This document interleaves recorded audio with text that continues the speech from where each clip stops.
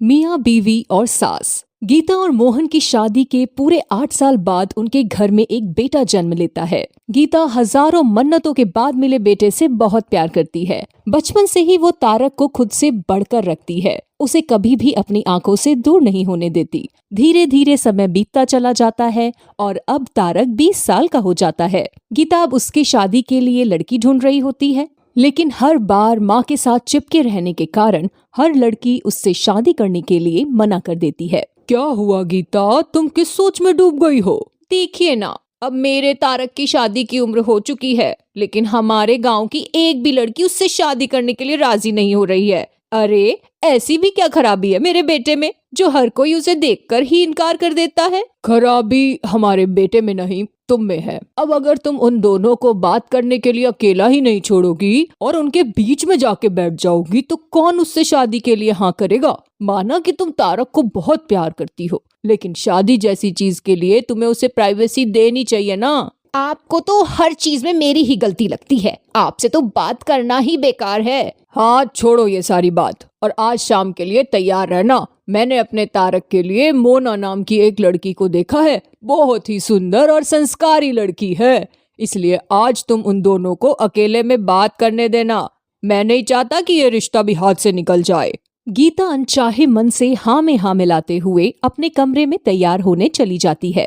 शाम को वो लड़की देखने पहुंच जाती हैं, जहां मोना की माँ पार्वती और पिता राजू उनका स्वागत करते हैं। थोड़ी देर में बातें करने के बाद मोहन कहता है, हमें अपने बेटे तारक के लिए आपकी बेटी मोना बहुत पसंद आई है, आगे जैसा आप चाहो। पसंद तो हमें भी आया है आपका बेटा, लेकिन मैं चाहती हूँ कि कोई भी फैसला लेने से पहले एक बार लड़का लड़की आपस में बात कर लेते तो ज्यादा अच्छा होता। हाँ हाँ बिल्कुल, क्यों नहीं, हमें कोई दिक्कत नहीं है। जा तारक बेटा, मोना से अकेले में बात कर ले। तारक और मोना अकेले में बात करने के लिए बाहर जा ही रहे होते हैं कि तभी गीता भी उनके पीछे पीछे चलती है। मोहन के लाख समझाने के बाद भी गीता उसकी एक नहीं सुनती और इसके चलते यहाँ भी लड़की वाले शादी के लिए ना कर देते हैं। तारक और उसका परिवार दुखी होकर वहाँ से चले जाते हैं, जिसके 1 साल के बाद बहुत कड़ी मेहनत के बाद आखिरकार तारक की शादी आलिया नाम की लड़की के साथ हो जाती है और बहू घर आती है, जिसके कुछ ही घंटों बाद गीता उसके कमरे में आती है। बेटा, आज तो तू बहुत थक गया होगा ना, देख मैं तेरे लिए दूध लाई हूँ। इतने में आलिया कहती है, मम्मी जी मैं इनके लिए दूध लाई हूँ, आप चिंता मत कीजिए। अच्छा किया बेटा जो तू ही इसके लिए दूध लाई, अब पी ले बेटा वरना दूध ठंडा हो जाएगा। जी माँ, मैं पी लूंगा, आप जाकर आराम कर लीजिए, बहुत थक गई होंगी ना आप। अरे बेटा मेरी छोड़, अपनी शक्ल देख कितना थका हुआ लग रहा है, चल बिस्तर में सो जा, मैं तेरा सर दबा देती हूँ। नहीं नहीं माँ, मैं ठीक हूँ, आप अपने रूम में जाकर आराम कर लीजिए। मम्मी जी आप परेशान ना हो, मैं दबा दूंगी इनका सर।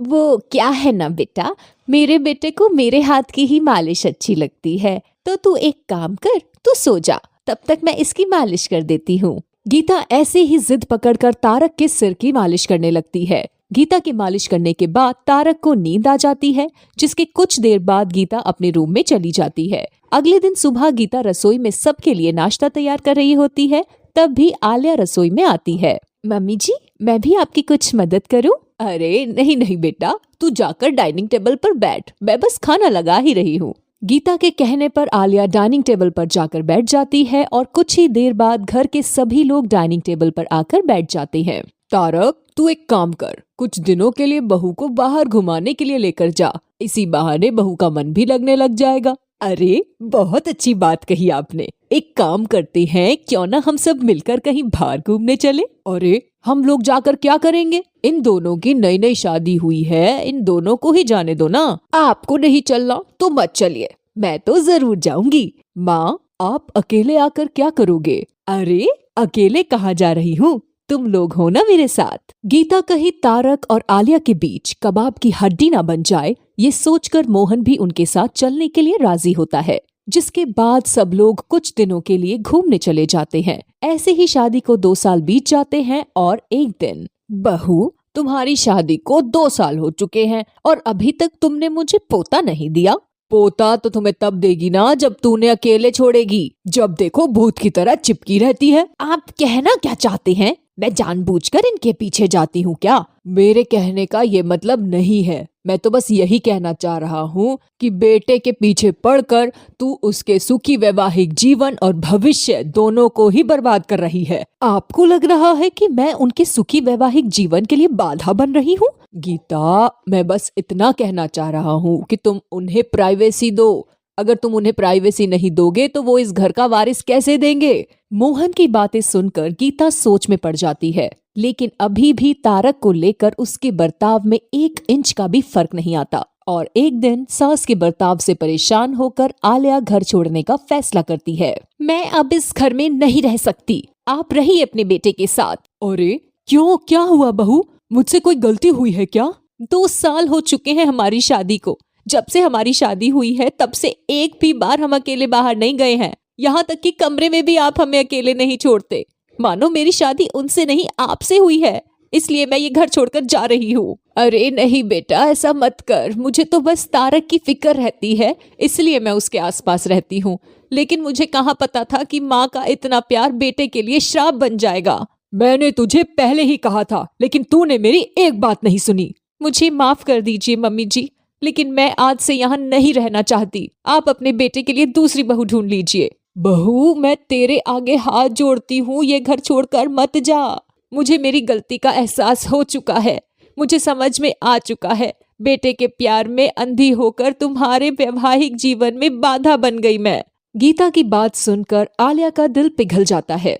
शादी के 2 साल बाद आपको ये बात समझ में तो आई, यही बहुत बड़ी बात है। अब मुझे आपसे कोई शिकायत नहीं है। वैसे सच कहूँ तो मैं बस ये घर छोड़ने का नाटक कर रही थी। क्या मतलब? दरअसल ये पापा का आइडिया था। उन्होंने मुझे ये सब करने के लिए कहा, जिससे आपको आपकी गलती का एहसास हो सके। बहू सही बोल रही है। मैंने ही उसे कहा था कि ये घर छोड़कर जाने का नाटक करे, ताकि तुझे एहसास हो कि तू इन दोनों के बीच आकर कितनी बड़ी गलती कर रही है। आप सही कह रहे हैं। आज अगर बहू ये घर छोड़कर जाने का नाटक नहीं करती तो मुझे कभी अपनी गलती का एहसास नहीं होता। इसके बाद गीता अपनी बहू को गले से लगाती है और अब वो अपने बेटे और बहू के बीच में कभी नहीं आती। ऐसी और भी वीडियोस देखने के लिए चैनल को सब्सक्राइब, लाइक एंड शेयर करना ना